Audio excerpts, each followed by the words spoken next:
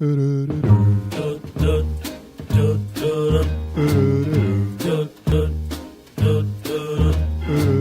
ho, ho! Merry Christmas! I'm Matt Wacker, and this is the Weekly Recap. The holidays will be brighter thanks to Rolla Municipal Utilities. RMU is continuing a program to replace incandescent streetlights with LED fixtures on major roads throughout the city. The program began in late 2012 when RMU replaced about 50 streetlights on Salem Avenue and in the High Point Industrial Park. The new fixtures will be installed on several major roads in Rolla, including Bishop Avenue, Highway 72, Pine Tree, and Soest Roads, among others. The new lights have an expected service life of 20 years or 100,000 hours, reducing ongoing maintenance costs, as well as costing 55% less to operate than the previous sodium lights. RMU is currently looking to eventually replace all sodium light fixtures in the city with new LED bulbs. Rolla physician Bonnie Ranney was killed in an interstate car crash that claimed the lives of two others on December 13th. Veterinarian Dr. Mark Ranney and Mary Ensign also died in the crash. The incident took place at mile marker 173 near Jerome. According to a preliminary report by the State Highway Patrol, a westbound tractor-trailer driven by Hardeep Singh of Stockton, California, was traveling too fast for conditions and lost control of his vehicle. The semi crossed a median and struck the eastbound vehicle driven by Mark Ranney. Bonnie and Mark Ranney and Mary Ensign were all pronounced dead at the scene.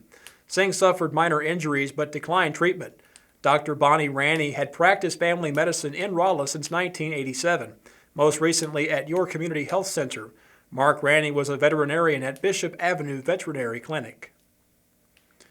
The Missouri S&T student charged with killing her fiancé has entered a plea of not guilty. 22-year-old Megan Werner has been charged with second-degree murder and armed criminal action in the death of Kurt Marzoff, who was also a student at the university. Werner initially claimed that Marzoff committed suicide. However, investigators found evidence of a struggle in Marzoff's apartment, as well as evidence that his body may have been moved following his death. Werner is being held in the Phelps County Jail on a $1 million bond.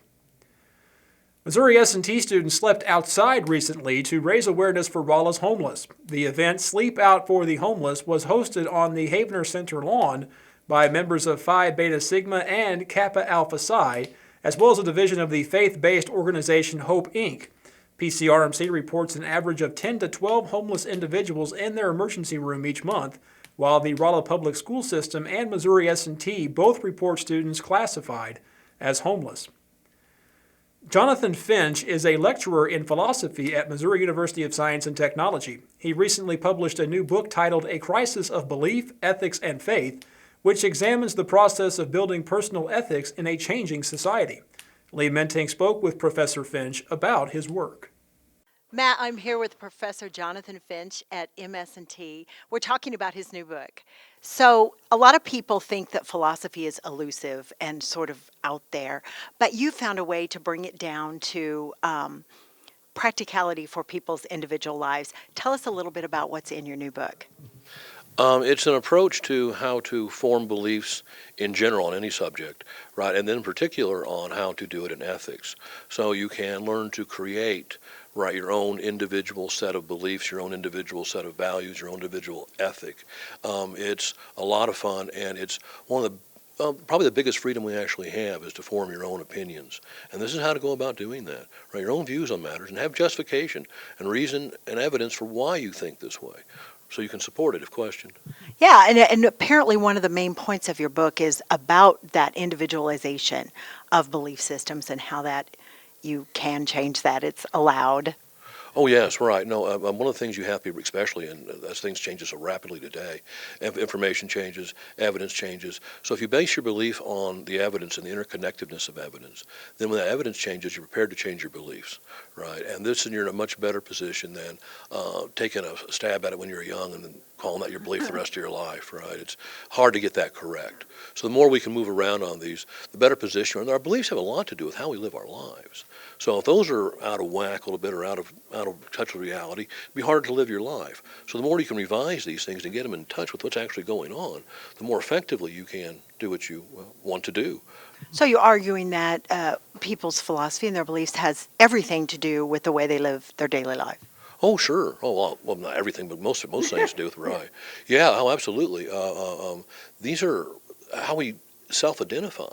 This is, when people say I'm a Democrat or I'm a Republican, I'm a Christian, right? I'm a Muslim. This is who they are, right? So yeah, these beliefs are very deep and important to us, right? And you can move these around. You're kind of moving your identity, reinventing yourself, right, to some degree, right, as you change your beliefs. Yeah, the two are just one and the same thing almost, right? A person and their beliefs. Okay, so what is next for Jonathan Finch? I hear there's maybe another project in the works. Oh, I'm working on a short article right now called The Diseconomics of Dishonesty and Gossip. The basic idea is that less trust you have, the slower economic activity unfolds. The more trust you have, the more economic activity unfolds, right? That's the basic idea. So if we can learn to be more honest, we will have more goodies go around for everybody. So there's a connection between ethics and economics. Absolutely, absolutely. And ethics in just about all kinds of life. It's kind of like having etiquette, a good form of etiquette, right? The need for etiquette is clear if you've ever dealt with somebody who doesn't have very much of it.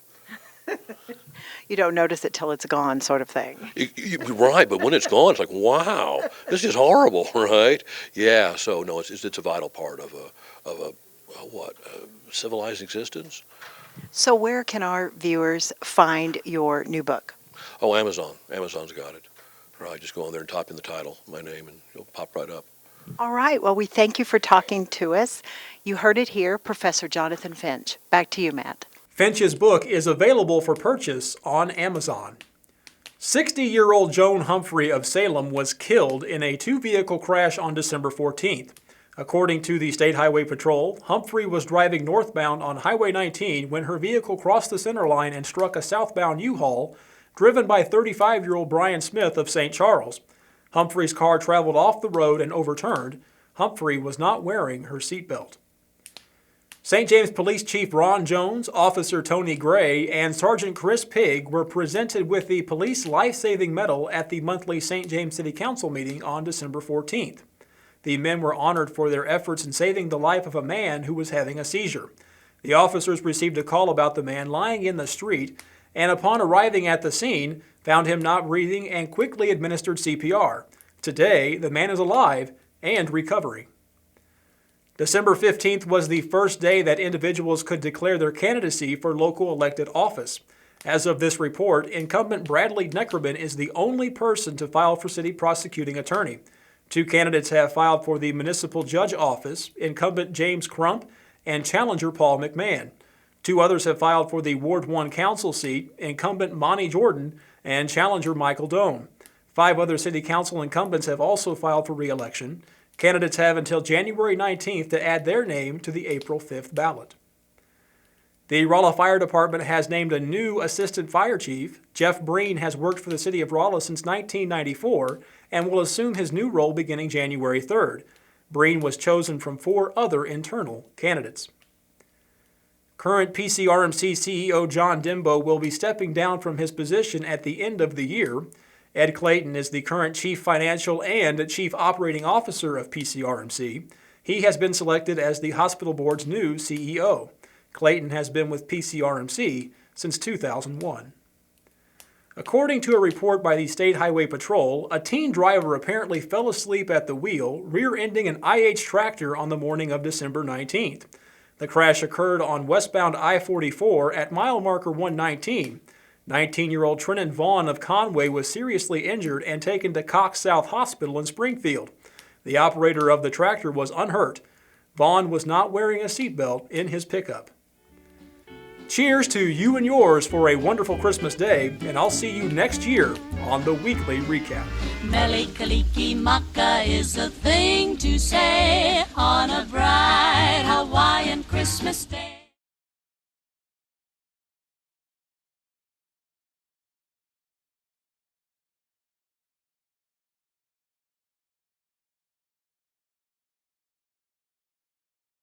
First of all, I'm Matt Wacker. Yes, the Matt Wacker. And let me tell you something, fellas. You have what appears to be some dynamite Christmas spirit. Coming from you, Matt, that means a lot to us. Well, I put these trousers on one leg at a time, except once they're on, I spread holiday cheer to all of our viewers. All right, Jingle Bell Rock. Take one. Jingle bell, jingle bell, jingle bell rock. Jingle. Cut, Matt, can you come back out here? That was a great take. What's the problem? I'm sorry, I'm finding Gunner's jingle bells a little distracting. Don't blow this for us, Gunner. Babies, let me tell you, you're gonna want them jingle bells on the track. Look, if Matt Wacker wants these bells to jingle, I'm gonna make them jingle. I gotta have more jingle bells, baby. You see? I'd be doing a disservice to our loyal viewers if I didn't give them the jingle bells that they deserve. Guess what? I got a fever, and the only prescription Is Merry Christmas from Fidelity Local 6.